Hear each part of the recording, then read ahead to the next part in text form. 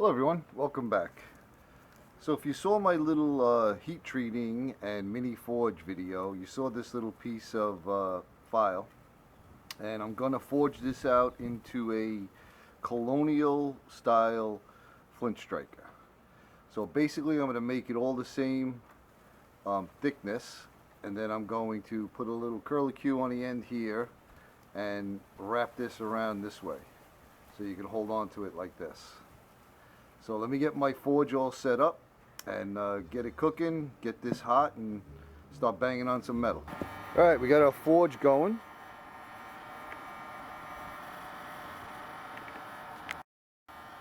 Ripping along there. Got our little anvil there. And should be getting pretty close to up to temperature now. Pull it out and start doing some banging away.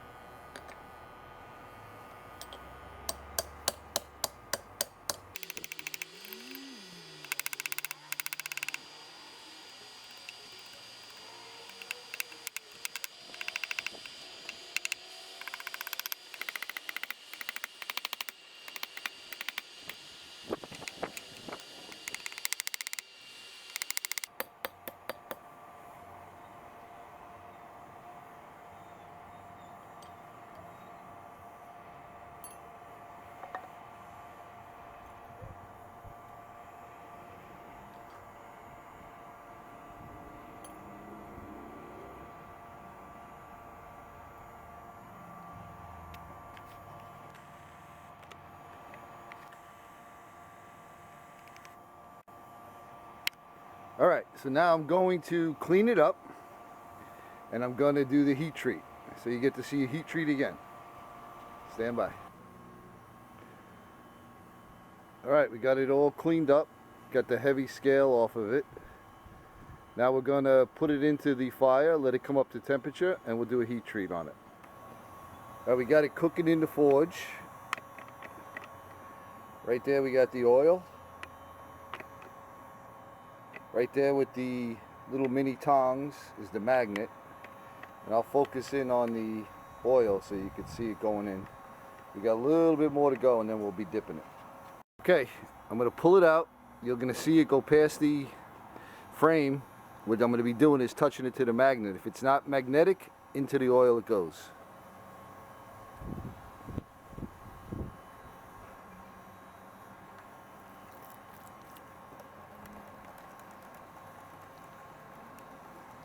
Make sure you swirl it around.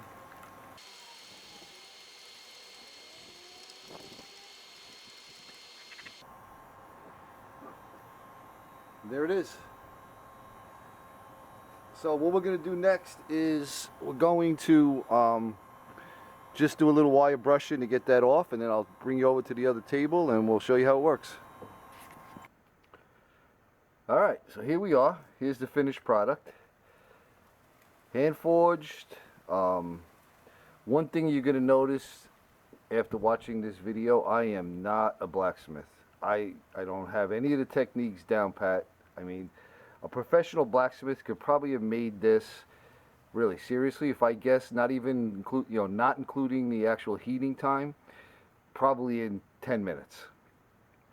It took me quite a while, constantly into the fire, out of the fire, trying things. I didn't even stay at a Holiday Inn last night. So, but it's fun for me. I like playing around with things. I like learning new things. One of the things I learned about this is, like I said, considered a Colonial type, is that you got to make sure you don't have a sharp corner here, because then that becomes a fracture point.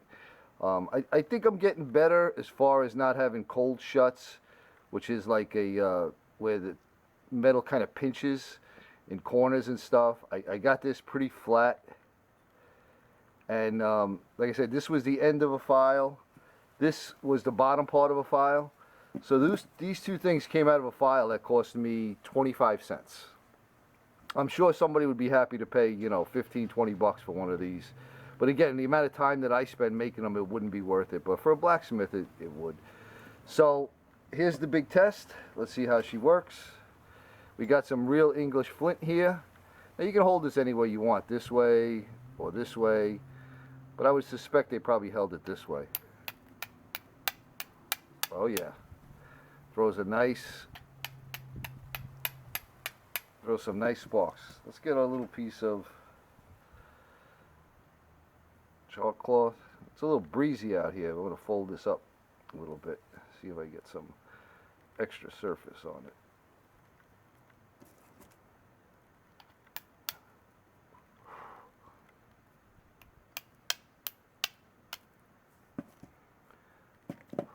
There she goes. It does what it was intended to do.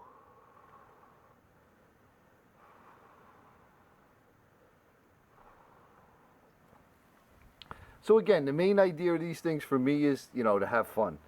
Learn some new trade, so to say, some new techniques. My goal was to make a Colonial striker and to make a Viking type striker. I made a duck's head striker. I got this other one here. This one was made out of an actual striker that I broke messing around with. So I got the duck's head, and then this was the first Viking striker that I made. So see the difference? Like, these were cleaned up and then they were heat treated. This was cleaned up after it was heat treated. But they all work. They all throw great sparks. They all do the trick. So for now, I have my little flint and steel set that I pretty much was looking forward to making, and I completed that today, so I can mark that off my bucket list. So thanks everyone for watching. I hope you learned something. I know, like I said, my techniques are not the way they're supposed to be. Like I said, a real blacksmith that's watching this is probably laughing, but hey, I got the job done. So thanks everyone for watching. I appreciate it. I hope you're having a great day, and we'll see you on the next one.